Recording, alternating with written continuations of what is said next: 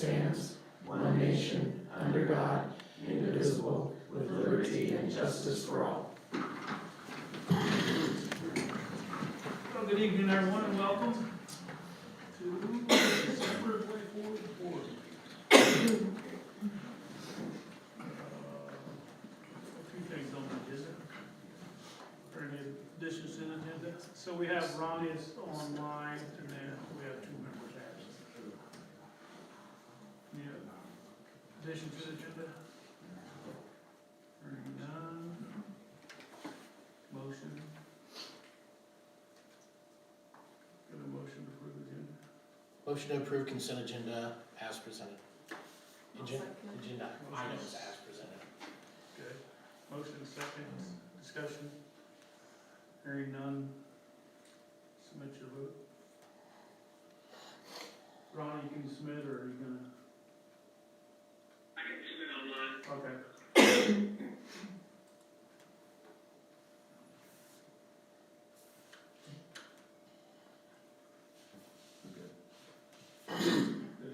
Yes.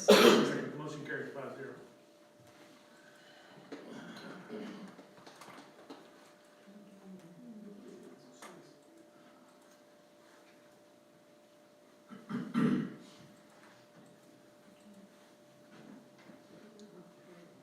We'll get there.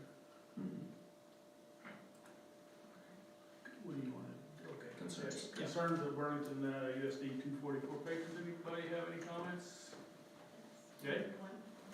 You probably get tired of me beating this drum, but I went to the holiday concert the other night, and our band and choir, the little choirs are small, but Mr. Boston does a great job of making music with those kids. 5th graders squeaking and squawking, but he does a great job.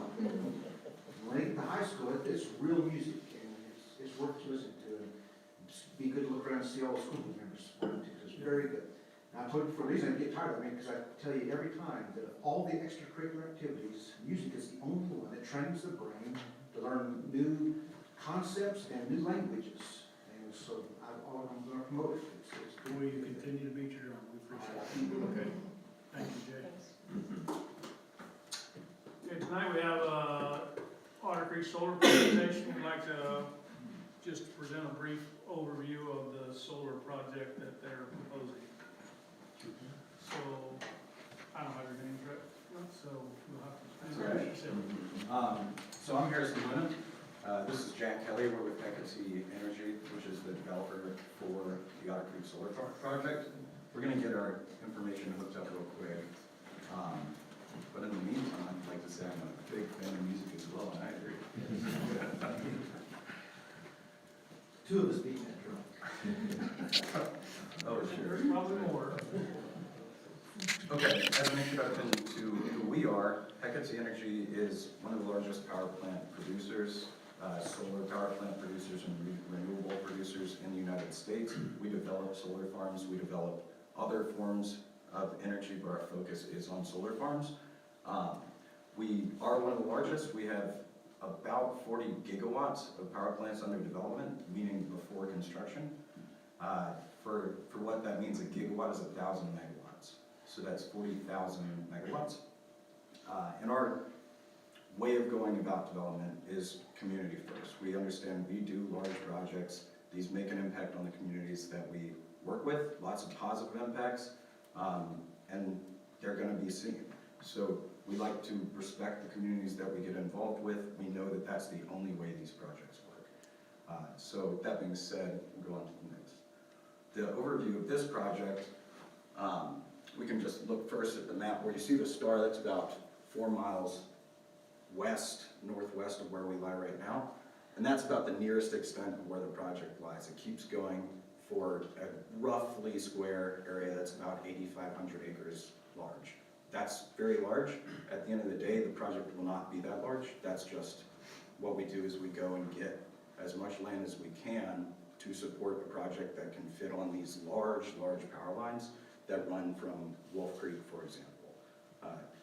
And these lines can carry huge amounts of power on them safely, cleanly, without any massive upgrades to the infrastructure system in this country. This one is uniquely large.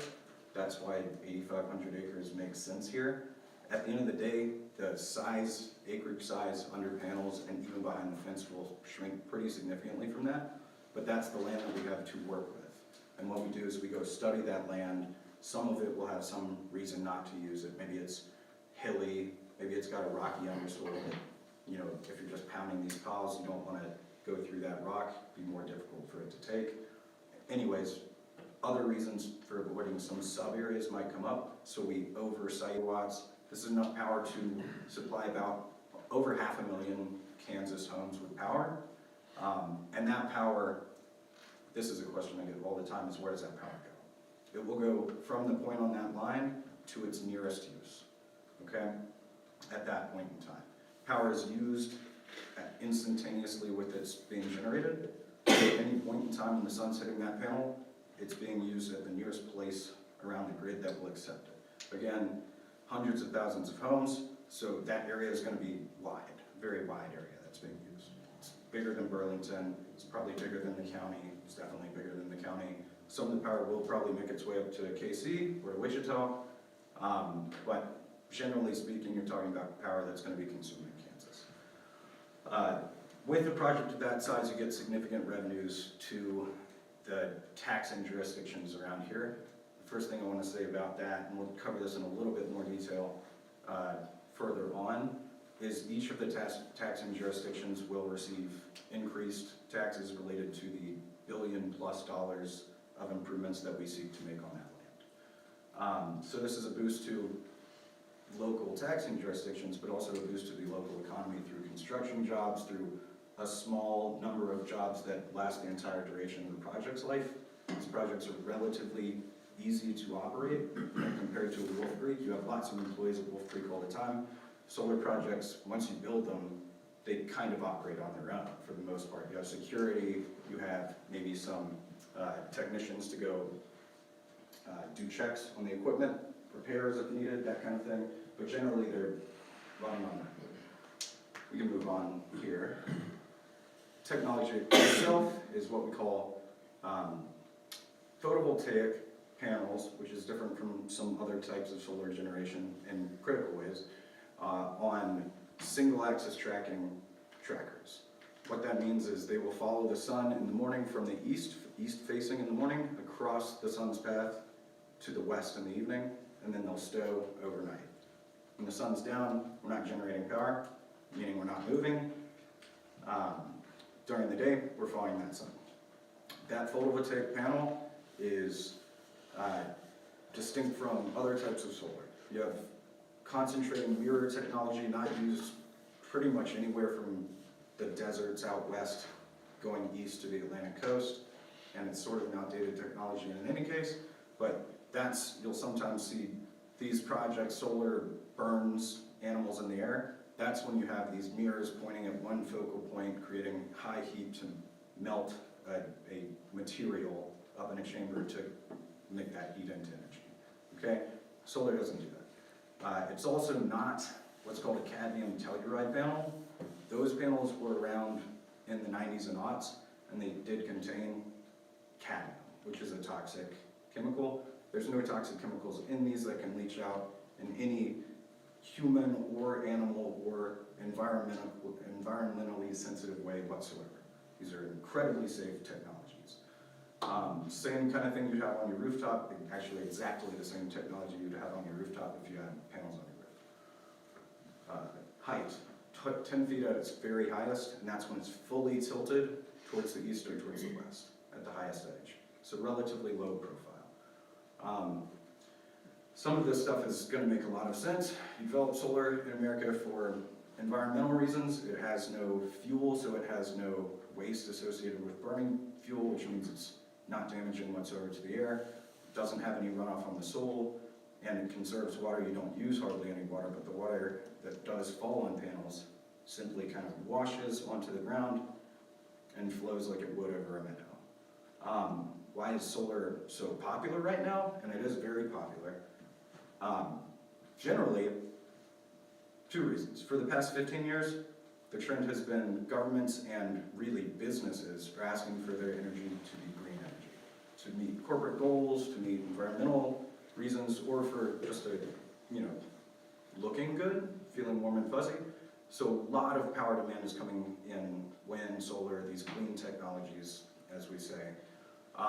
Another reason that's happening right now, and this one's in the news a lot more recently, there's been a huge growth in demand for power all across the United States, having to do with mainly data centers.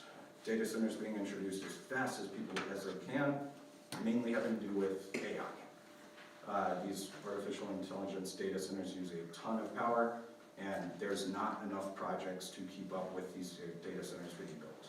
So that's where we like to help. Solar is one of many technologies, and all of them fit into how we solve these energy problems that are coming. But it's part of the solution, it's part of the solution all across the country.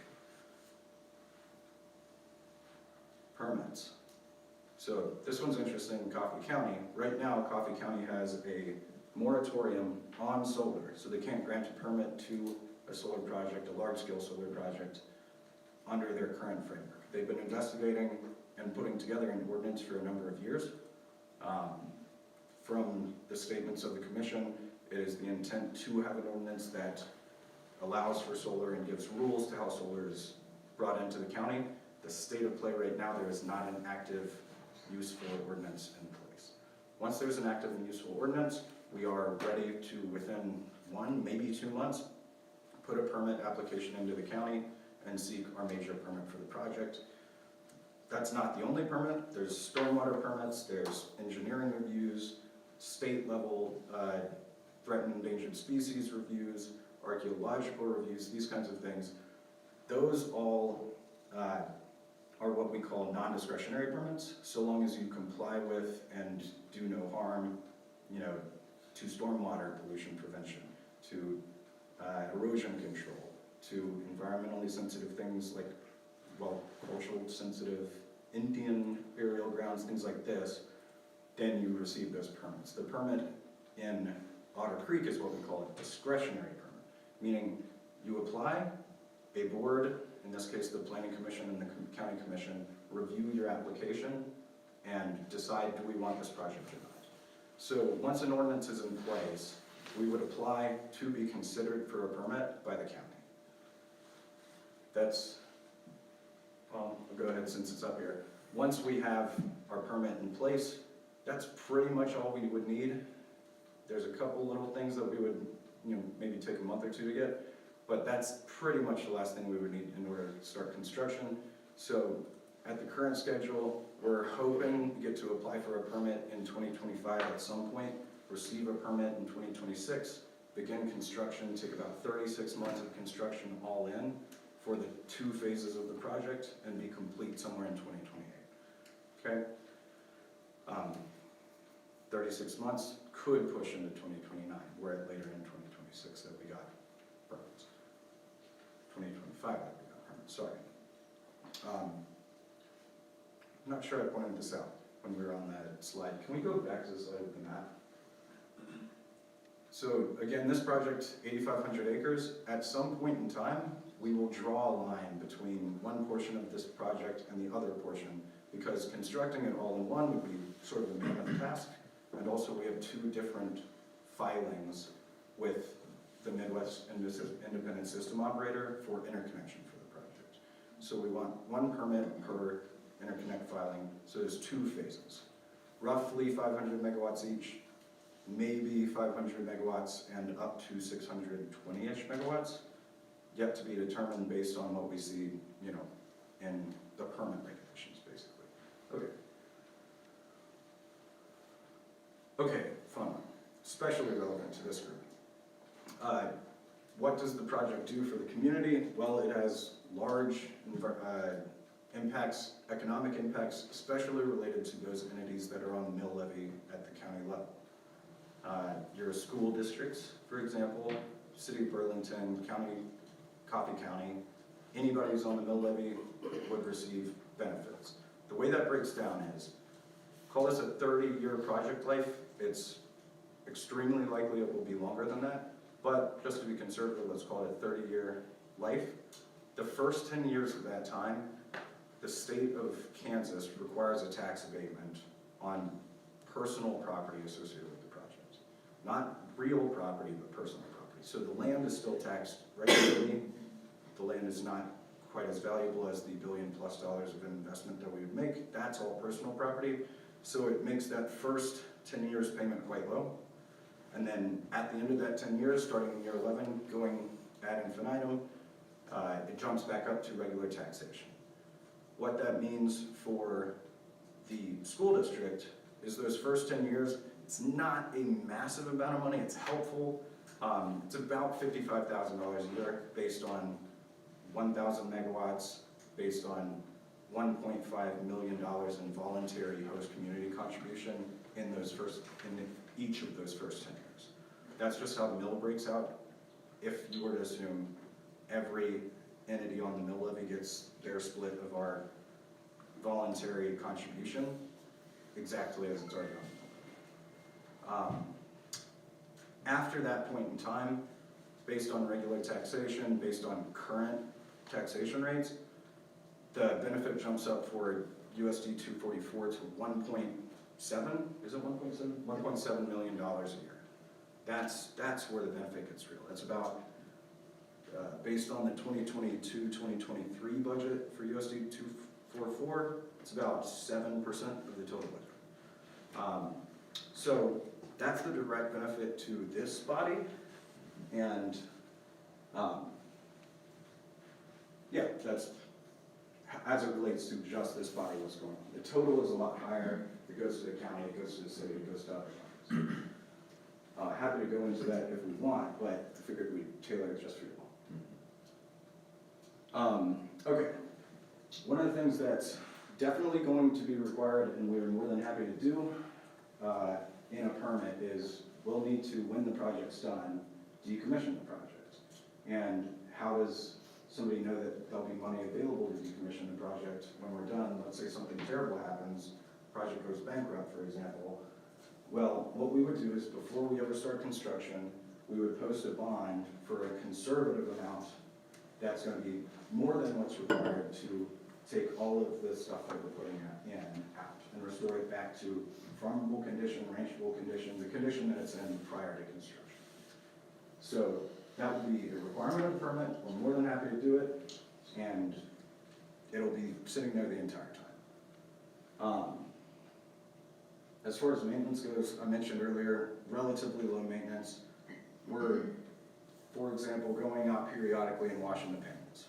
We're mowing the grass, especially as it relates to fire breaks around the perimeter, because there's an area where you do have fires that can move pretty quick. We want to be careful about that.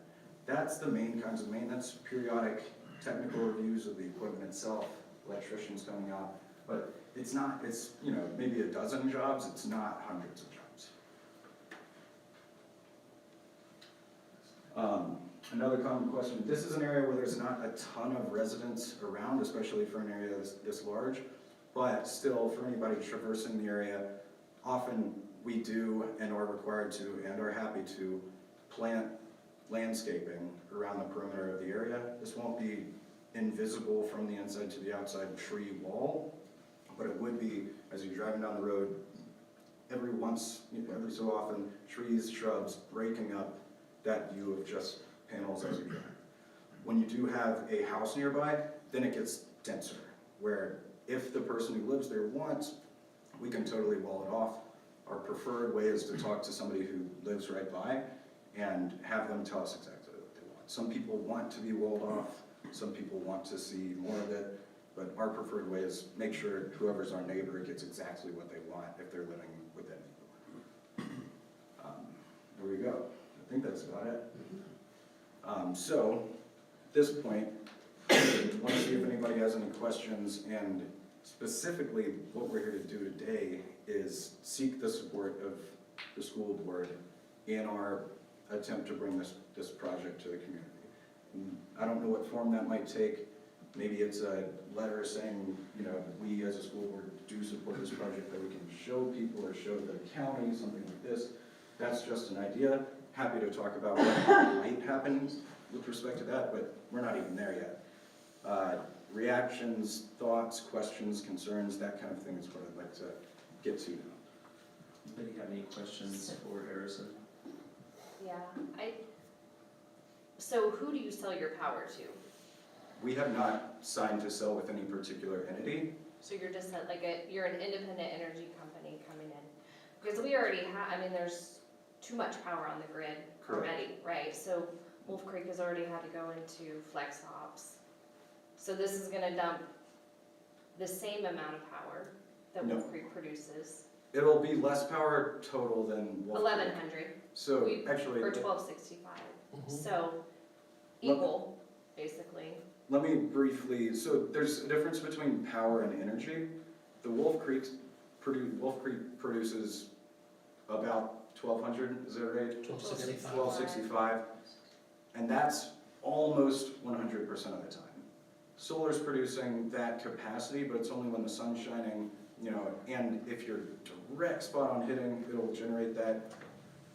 I'll talk about what's called a capacity factor, Right. and that's how many hours of the year at what proportion of that total capacity are you generating.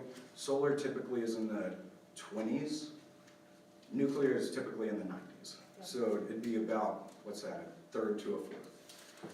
But then you're dumping more power into the grid, Mm, then Wolf Creek's gonna have to flex more. I mean, No, they won't.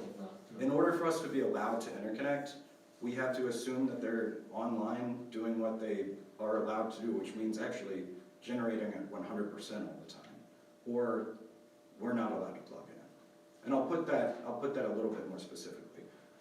In order for us to plug in, were they generating at 100% all the time? The question is, what would you have to do to the electric infrastructure in the area in order to accommodate that new power coming in? And that, if you were in a place where the grid was constrained, say it's a small line, and you want to put a lot of power on it, you might have to make the line a lot bigger, or you might have to build new lines to other places in order for that power to have some flow across the network to get somewhere where it could be used, right?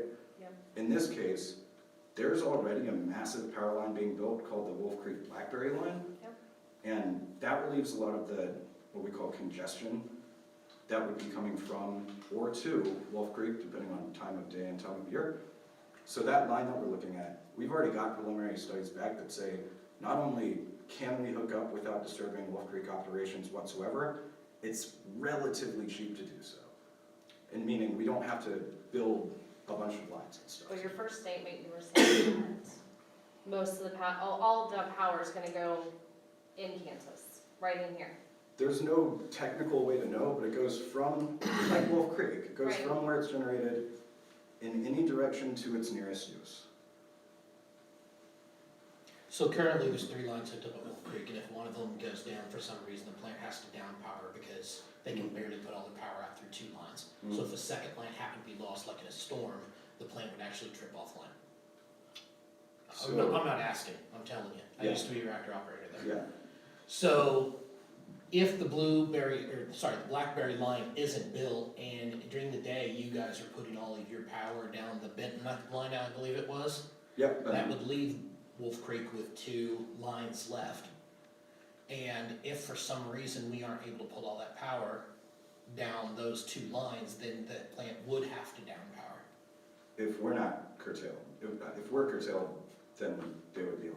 So they would have to, let's say they weren't able to put all the power down those 2 lines, they would have to down power, and then at night when you guys weren't producing power, then they would have to up power again. So to be fair, I'm not an engineer, so I'll need to get back with a detailed response on this, but I know for a fact, Nuke goes by different rules. I've heard from county commission meetings where the Evergy delivering its update to county commission, they said this doesn't affect us. You know what I mean? I can't explain the technical reasons why, but if I had to guess, and I hate to guess, like we're later in their interconnect queue than they are, and they're in Nuke. So if anybody's curtailed, it's not them as a result of us. But if your power's cheaper, your So- power's cheaper, so they wanna buy your power, then they don't wanna buy Wolf Creek's power. Well, your company has, what'd you say, 12 jobs? Wolf Creek residents, there's about 500 employees that live in the county. Mhm. So are we gonna put something out a business that employs 500 people in the county, because that brings in more tax dollars than your, what was that, 1.7 million? Everybody that After I've ever year talked 10. to is saying Wolf Creek is perfectly safe.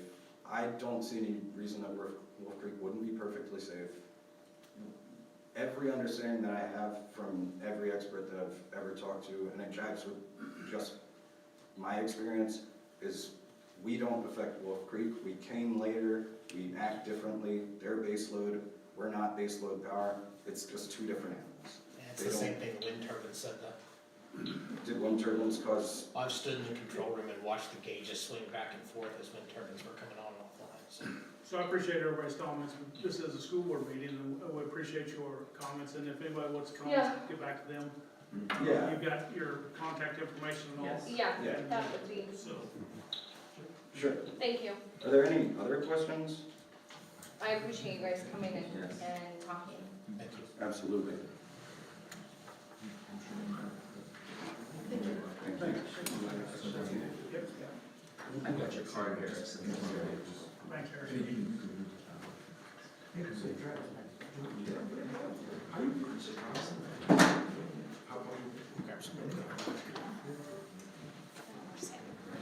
You guys are more than welcome to stay. That's what we really extend it, so.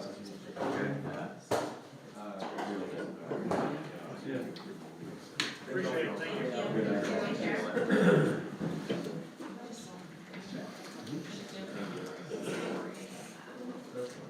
Okay.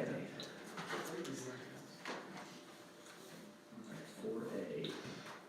Real nice. Written items, so everybody get a chance to see those. And then we have, I guess I read Got some thank yous here Got for. some thank yous on education. hold Yeah. for Board of Education and backpack. Yes. Amy did those, thank you, I will look backpack. Yep. The book bags are awesome, thank you so much. Meat and cheese trays provided. The buildings, Jennifer Stuckey, thank you, Kathy Freeman, thank you, Stacy Maurer, thank you. We got a thank you note received, from the chairperson of the Memorial Committee on behalf of the family of Carol Reed and Stacy Maurer.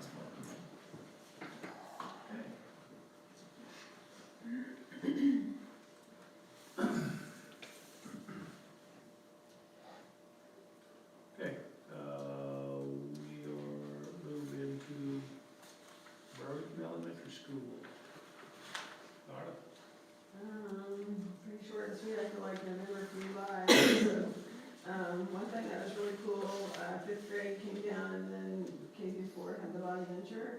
In November, want to shout out to Coach Carlson, the football team came and basically did all the heavy work setting up, so that was great to have those young kids, and it was kind of fun. And they said that the exhibits changed a little bit, but like hearing those boys like reminisce, like when they had body venture when they were in elementary school. So that was kind of fun. They married up and ran through it a couple times. I remember this, so it was fun. But we definitely appreciated their help, and then we had volunteers all day to present to the kids, and just as they were leaving the exhibit, you know, I was like, did you get smart for today, or did you learn something? And that's a good hit for those kids to get to participate in that, so we appreciate the opportunity to host them and we try to get it to our school life, so everybody gets it once when they're in elementary school. So, Yeah. Very good project. Did you go see that, Jay? I did not. I'm holding you to it, that's all. Next time. Next time. Okay, anybody have any more questions for Darla? No? Middle school.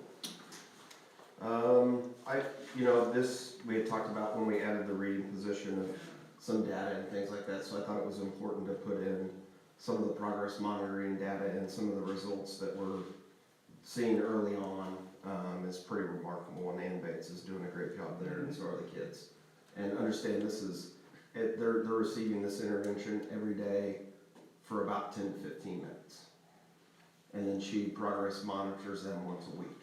So we have kids that are already exceeding benchmark, and you can see the average number of words per minute So, each group is, so.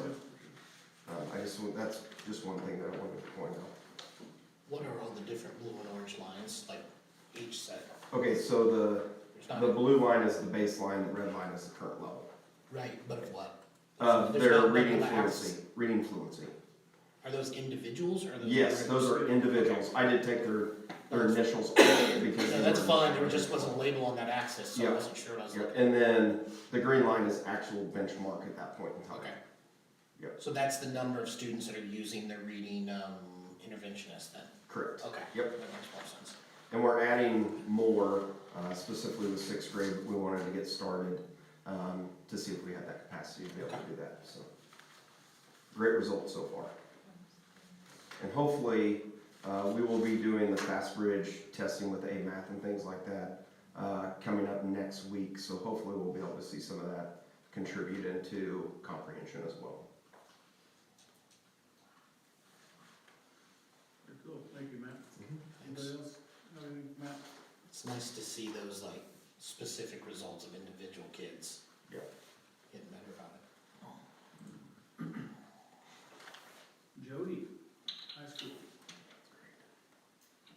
If you guys look at my chart, I don't know that I copy and pasted, but we do have 248. But if you see the chart, it says 252. And I didn't send Christine that day, so. So we're sitting at 248. I just wanted to put in this month is like showing you that our teachers go out and do professional development, get them out of the building amongst their peers in their field. And so we've had some people get to go do some awesome items. I think with Darla, for us, it's when, after the schoolroom meeting, everything kind of just stopped and the games for a little bit, it was kind of a pause.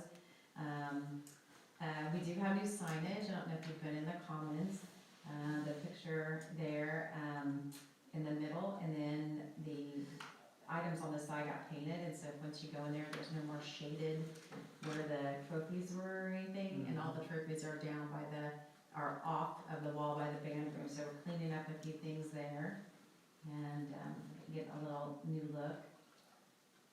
I did get a chance to go to our cheerleading competition at Topeka, and Coach Hazen has done an amazing job, and the girls did amazing. So if you've ever watched ESPN, it's the Kansas version of that, and it's really exciting, and this year they flipped it the opposite direction, and our fans got to go down and against the gate, and so we got to film right there, we got to cheer them on, the parents had signs, and it was just really neat experience.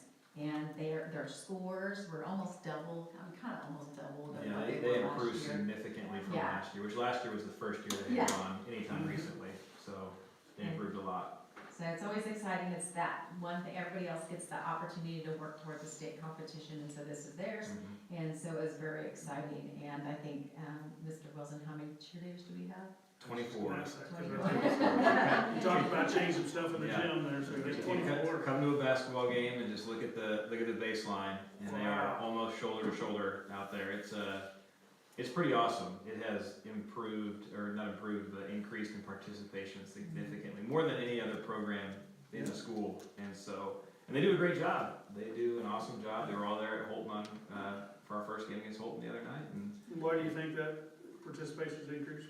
I think Coach Hazen is a huge piece of it. She goes out and she recruits, and the things that they're doing, because they've added things like the competitions, they do dances multiple times during football season, multiple times during basketball season, and she just goes out and is in the hallways and is trying to get girls to do it. And then the girls that did it last year had a really positive experience, so then they recruited girls to come out this year, and it's just, we have a couple guys out, I think we have 5 boys that are out this year, and so that's an increase as well. We had 2 boys last year, and I think 2 the year before that, and so I think it started with her getting out and recruiting, and then the kids have kind of done the same, and when your peers are recruiting you, sometimes that works even better than when the adult is, and so it's just kind of naturally grown, and we're lucky that we're able to do it. There's no regulations on how many kids can be on the baseline during a basketball game during the regular season. When it comes to sub-state, it goes down to 10, and so only 10 of them will get to be there during the playoffs, but until then, they'll all get to be on the baseline for home games.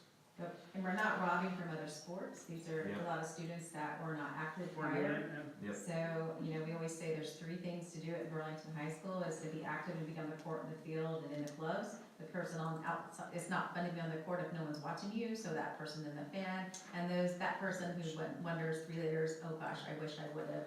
And so we're getting the wish I would've out to find something that they wanna do, Yeah. that they're good at and enjoy doing, so okay. it's nice to see. Our welding, one thing that's not on, do we have welding on there? I don't think No, so. they just won the, They just won their competition last week, so, that they went to, so, and Logan Turner finished second, I yes, believe, at that competition. out of 150, 150. yeah, good. Went and finished second. That's awesome. And then we met with Flint Hills Tech. We do have kids going over for welding. Julie Cardin is highly qualified to be able to do that. And so we're looking at, if not second semester, of the kids that's in welding is next year being able to offer welding on campus, which will help our kids not have to travel if that's what the field they are. And then we have them, I mean, we love it and it's awesome that they get to go do that, but if we can offer it and keep them part of our community along with getting college credit. And then we did get approval for, I think I talked, Sierra Harrison's getting ready, going back to her master's, and so bringing back college calc and algebra and all that stuff for on campus. So that's pretty exciting for our kids to be taught by a teacher and not just online.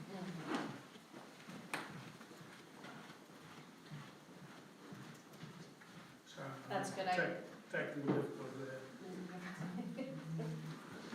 I appreciate you guys looking to get those back so that our kids can do that There you go. from a person they know and do it Yeah. on our campus. And not have to travel or do it on, like you said, virtually.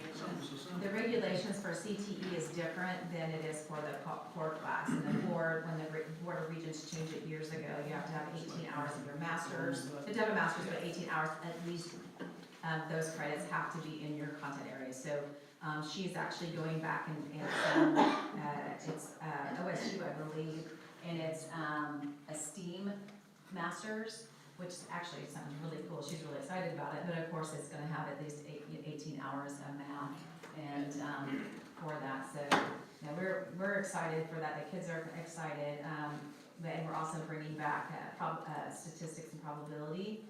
And our kids scored really high on the mini assessments that we gave, and that surprised us. Some areas of work in algebra and geometry, but our probability and statistics scores were pretty darn good. So, and then I just want to point out, of course, I think every building is doing something fun in December, but Deborah Parker, our instructional coach, put together for all of our buildings a bingo. So every building is participating in bingo, and then I have like 50 prizes, I don't know, 40 some prizes in my office. But our first bingo's today. She went out and got donations from around town. I don't know, so we're having a good time. She really is helping boost them around here as we're trudging down the next 10 days, so we do appreciate her. Good. Anything else for Jody? Thank you, Jody. And Lindsay's not here tonight. She may join us later, but if you have any questions, just you can email her or let me know, and I will have her address those. Okay. Craig, cool. Just kind of to mention kind of what's in my report. We are,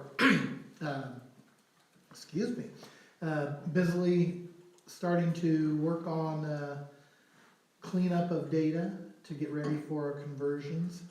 We had our initial meeting now for the business side since our last board meeting.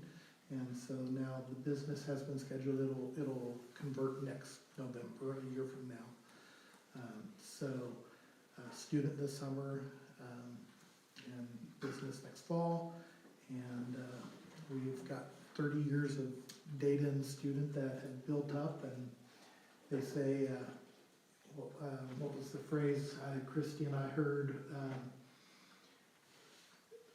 Bad data stays around for a long time, so you have, you have one little piece of data that's wrong, and it's hard to find them all.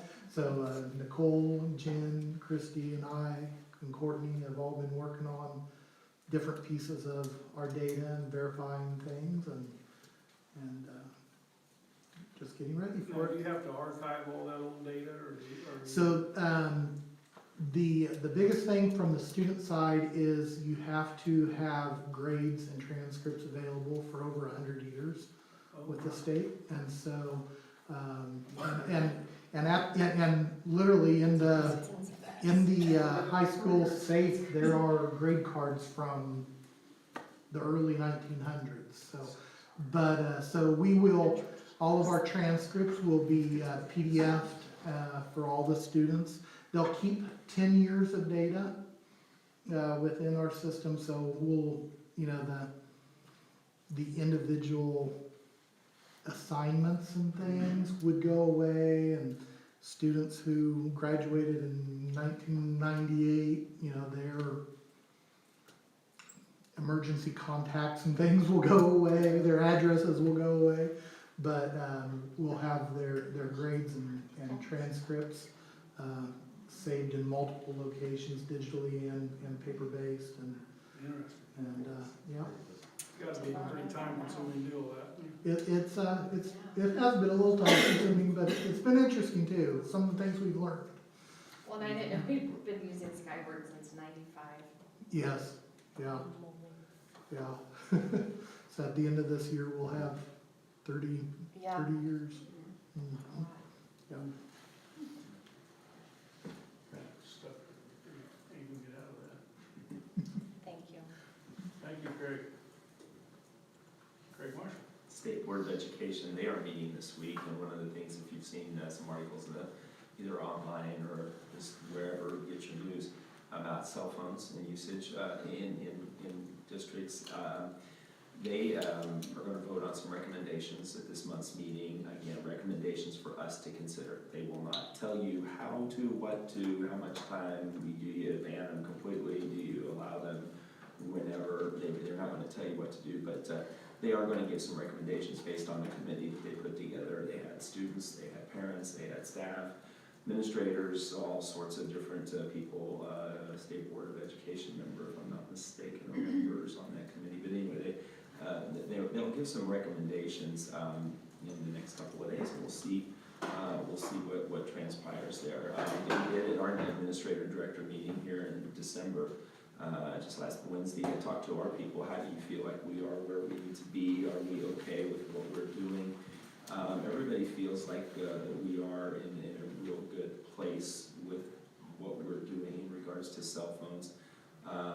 And they may give some recommendations that we may consider and bring to you guys to at least consider, possibilities in the future. So anyway, strategic plan information, again, kind of some information regarding facilities. There's a whole lot of information over the past 9 years, things that we've done, and down below, I'm not going to go over those things that we've done in the past, but just some current projects, again, we're working on. This is BHS VOAC Welding Shop Addition renovation. We had a tremendous, very productive meeting on Friday. The people that were with you guys for the interview process from BHS Construction that we chose, they were the same people that were there with Clark Simpson, myself, Julie Carden, Margarito Solano, and having those discussions, and we've come up with some really some good collaborative ideas. In fact, one idea was completely just like, oh wow, why didn't we even think of that before? Well, you put enough people together, put your heads together, and you've got construction people. They come up with really good ideas at times. So anyway, so we're in the process of kind of sorting through those suggestions and comments and ideas, and Clark and the BHS construction people are coming up with a plan, and then we're hoping to again get the ball moving, forward here to actually have a firm plan so they can go out and start bidding parts of the project. So again, we also have the elementary school, future of the elementary school facilities that we're considering and thinking about and doing some different things with, as well as potential new press box for baseball and softball fields, do some leaking walls that we have in those old building office modules that were donated way back in the early 2000s when the baseball and softball fields were there. They're just, we kind of got our time out of them. They're getting a little tired out there, but we're gonna work on getting something hopefully going there soon with that. And then just the general things, just the improvements in the facilities, like, installation of LED lights. We're doing more LED lighting, throughout the district, and just some other, just general improvements that we're making. I mentioned to you about some things that we're doing with our HVAC controllers. There's some things that are needing to be replaced that we don't necessarily see. They're above ceiling tile grids. They're modulators, actuators, variable air volume boxes, so on and so forth. Those types of things that you don't really know they need to be, replaced until temperature changes either too hot or too cold in your room. So we're working on those things with facilities, and that's just a lot of information in regards to facilities. Facilities are so important. Again, we're trying to recruit staff members here, and we want them to be top of the top, best of the best, facility-wise, so that we get top of the top, best of the best people to apply for our openings. And the last one, just a reminder in regards to the Walter and Evan Jones testimony, mobilizing literacy grant. One of the first things, I think, just the first few days on the job, I remember Darla coming to me about this grant, and we got going on it quick, because it was I was just barely on the job, and she said, we need to be doing this. And I said, okay, let's do it. And we got this grant lined out. For the past 9 years, we have we've been a beneficiary of the Jones Trust in so many different ways. But you can see some information there in regards to Amanda Briggs and the work that she's doing as our pre-K liaison, working with our programs as well as students, and then just making an impact. We're starting to see now kids that are going through the beginning towards some assessment information, some data information. And so 3rd grade state reading assessments for the kids that were involved in this program. Again, we got some positive results there. We have 7% fewer kids in level 1 in the state average on state assessments there with reading.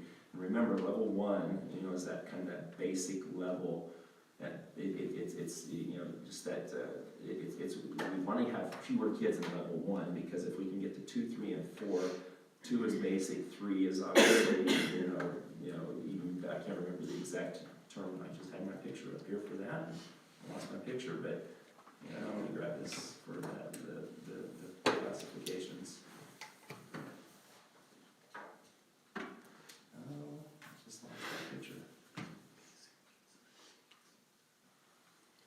I apologize.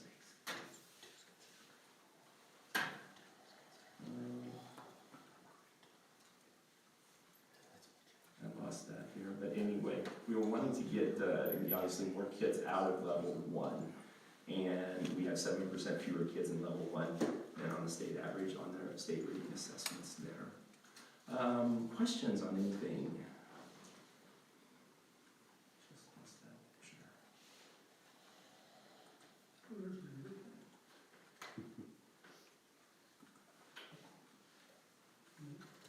Okay, and we'll continue on. Move on to board reports.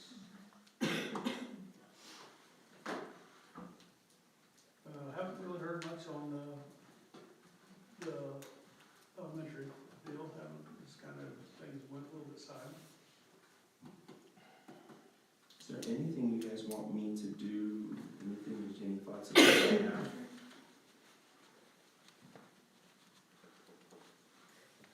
I don't know, we all even had a chance to sit down and really talk about what our thought is going forward yet. No, I think that in January, we probably need to really sit down and do that. Get through the holidays, I don't want to speak out of turn here with several people. I mean, a couple aren't here, and Ronnie is limited in his communications. So I'd rather us sit down and kind of hash out what we're thinking before we. Yeah, well, I think we need to get through the holidays, and then everybody sit down, and we'll just try to do that in January. Yeah. Maybe let's have a work session in January then. Yeah, that's a good idea. I did attach, because I did get some information from the county, a direct all mail in election would cost us as a district $16,171.12 to do. And that's just attached there. If it's an in-person election, it's less money, and if you'll notice there, that cost is $7,065.08.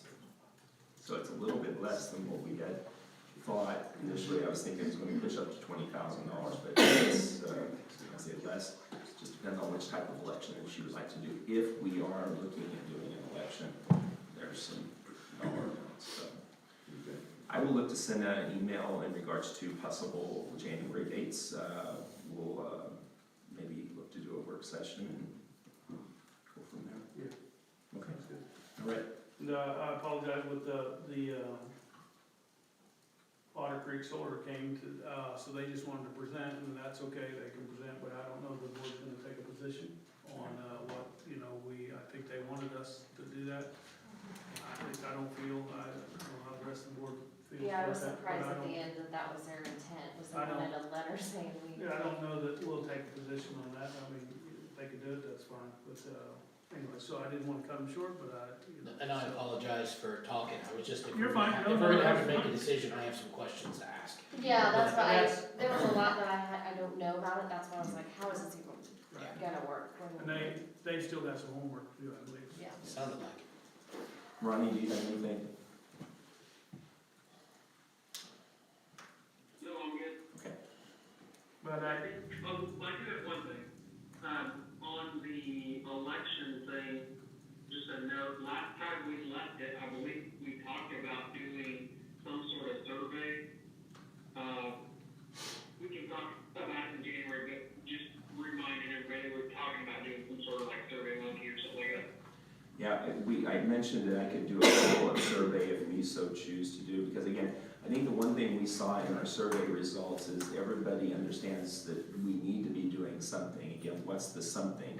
What is it and how is the key? Even the people that said essentially nothing, they didn't really mean nothing. What they meant is they didn't want a bond issue. They didn't want their taxes to increase in a bond issue in some way, shape, or form. So again, improvements, everybody knows and understands you have to continue to improve your facilities. If not, if they continue to follow, fall down and will drop below and become substandard, then you're gonna have more catch-up to do. We don't do that around here. We don't have deferred maintenance. We take care of things when we're supposed to, so. Well, there was a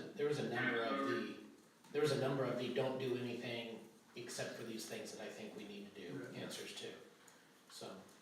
Okay, and then we'll take all of that we've collected and everything in January and have that work session. Okay, I'll send in Friday notes sometime, a couple of different possible dates, so, thank you. And then back, I did think it was important that the administrators be able to hear that, solar thing, because it, how, could affect you, so. Mhm. Driver education fees. We do not believe we need to make any changes. We did increase driver ed fees a year or two ago, I think it was last year. So having said that, no need for us to increase our fees again. We'll leave them as is. Our driver's ed account it is very good right now, in good situation, so. Are we still taking people from elsewhere? Or Yes. whatever? Okay, and we have enough driver's ed. Okay. We do. The question I had, Craig, was there's a pretty decent amount of money in that fund right now. What will that be used for? Part of it will be, we can look to potentially buy a car for the district. That's a what I vehicle was for the hoping you were district. gonna say. Now, we would split the cost based on the usage. So let's just say, if we put 10,000 miles on a car, 5,000 of it's driver's ed, 5,000 is just driving for different things, we would be able to pay 50% of the cost from a driver's education. Okay. So, good question, very good question. Okay, so I need, Motion to approve driver's education fees for the summer 2025 at $120 per resident student and $320 for non-resident students admitted to the program. Second. motion seconded, discussion. Hearing none. Submit your vote.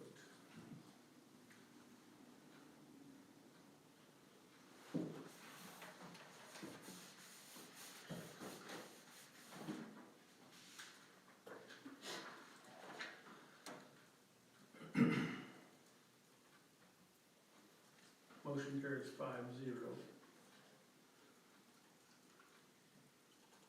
And glad to see Kimberly's here.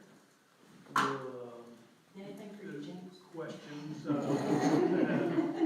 any questions after we beat her up last month? So we've met with Kimberly some more, and so you, don't know if anybody has any other questions. Craig, you have anything to add to that? Right, I will say the one thing I think that was a little, and correct me if I'm wrong, one thing that was a little confusing on the renewal from 23-24 to 24-25. I think the discrepancy was the 101,000 versus 106,000, and it's really 101 million versus 106 million with our with our property value. I think that was the one that was kind of squared away when Kimberly came to meet with Christy, myself, and James, because of your question on that. I think we got that squared away. That's the 5% increase, approximately 5% increase that we're talking about there. So that's. And I will tell you that as far as Coffee County, the USD 244 has the highest value of property concentrated than any public entity in Coffee County, if you think about it. You're looking at, I mean, your blanket is over almost it's a little over 106 million. The counties, for instance, they just have, reviewed their renewal, they're at like 27 total. So, I mean, when you think of total value property, you are very heavy in property. There are a number of school districts. We gotta be. Right, there are a number of school districts, for example, that may or may not own their own baseball field, softball field. They have it through the city, and therefore that's not, this is ours. I mean, some other districts may not necessarily have a bus barn like we do. I mean, they may have just a little office and their buses are sitting outside. So I mean, there's a lot of, like Kimberly mentioned, we're heavy in the property. Kimberly provided some information, just got some information today, and this is in your document. If you'll see, it's the one that's labeled, I gotta look here and see, revised 244 comparison with deductible options, buy-down options. So having said that, if you'll scroll down a little bit, it's the items in the green there. And Kimberly, I'm gonna let you kind of help me. There were 3 areas when we met that we talked about that you guys wanted us to at least consider. Was the property, wind, hail deductible. We looked at commercial auto deductible, and we looked at work comp. And maybe we'll start from the bottom and work our way up. The work comp, when we met and talked, actually it was with Angela like the week before, and Christy, James, and I wasn't, Kimberly, it was Angela, we met with her because Kimberly was gone at the time. We felt like we could adjust our work comp deductible to go to $2,000. That would be a savings of $4,085, not a huge savings, but in talking through the particulars and just running through some of our scenarios that we've been involved with, we believe we can drop that, increase the deductible per claimant to $2,000. That'll save us $4,085, not a huge savings. The commercial working upwards, am I correct on that? Yes, increasing, if I may, I'm sorry. Please. By increasing your per claimant deductible from what is now $500 to $2,000, you're actually self-insuring those claims up to that amount, and then that also keeps it off your claims history. So that way, anything low, 2,000 and lower, it actually it's self-insuring, and it's actually keeping it off your claims history and bringing that mod lower and helping you not have so much of a debit on your premium. That makes sense. Question, Craig? Quick, I'm sorry, go ahead. So on the workers' comp one, if we change the deductible from 1,000 to 2,000, that saves us $4,000. But how many workers' comp claims do we have each year? Well, we do have our fair share, especially recently. If we had more than 4, wouldn't it, am I doing the math wrong in my head, or? Well, but like she said, it keeps it off our mod, and that's why it jumped up so much this time. Okay. Right, because our mod Your mod, Yes, Mom. took a dive, or an increase, however you wanna look at that. Yes. And that stays on for 3 years, it's like a rolling, so we. your modification factor through NCCI, which is National Council on Compensation. It it takes the 3-year average to provide you a modification factor that either gives you credits or debits, depending on your risk factors and claims history. Okay. So currently, your mod is higher because you've had several shock losses in 2022. And then you had a relative, I mean, not huge shock losses, but you had high claims history over the last year. Okay. And so you've got 1 good year compared to 2 really bad years. So that shot your mod up, and so that means that anything over a 1 is a debit or a charge of risk premium. So it's not as simple as $4,000 savings. Correct. Right, Correct. right, Okay. right. Correct. Good question. But it will help in the long term to keep those Okay. smaller claims, you're self-insuring those smaller claims so they don't appear on your claims history. Gotcha. And we've come up with an idea or two that I may present to you guys at a later date to maybe help with the encouraging of safety. You've got an idea or two, and we'll talk about that later, but anyway. We have that. Yeah, and you guys understand that better than we do at the plant, so.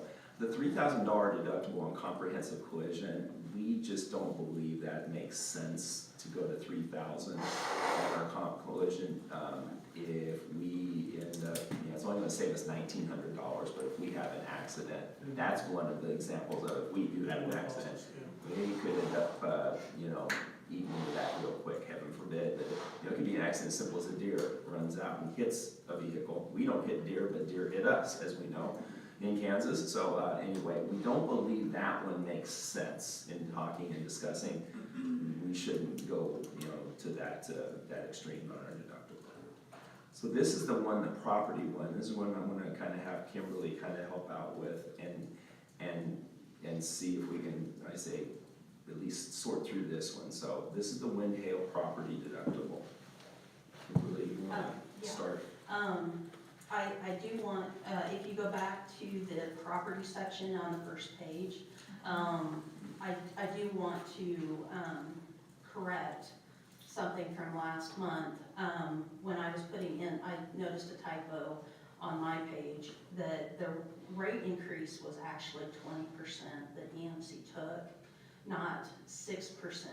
I think when I was doing my 5 on the values, I really don't know how that typo was in there, but I did correct it on this one, that the rate that EMC took property-wide on the property policy was actually 20%. But the values increase is still 5%. So not only is that increase involving your increase in values, but EMC took. That makes the numbers make a lot more sense. Yes, yes, and I apologize for that typo. It happens, When I I thought went I back couldn't do and that started properly. looking at, or actually revising it for these quote updates, I was like, oh my God. So, forgive me on that.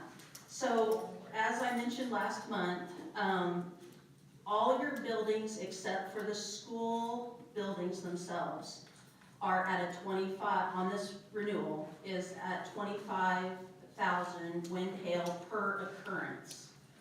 The school buildings, the 5 school buildings, so there's 3 buildings that make up the high school, and then you have the middle school and the elementary school. Those are wind hail deductible of 75,000 per location per building. So like the high school, for instance, would be 150,000. It's 225. 220, sorry, I doubled it instead of tripled it, forgive me. And I did graduate Burlington, by the way. So, I'm glad I can make you all laugh. So that would be 225,000, just for the high school in an event. So that ISO change, or form change alone also impacts the premium.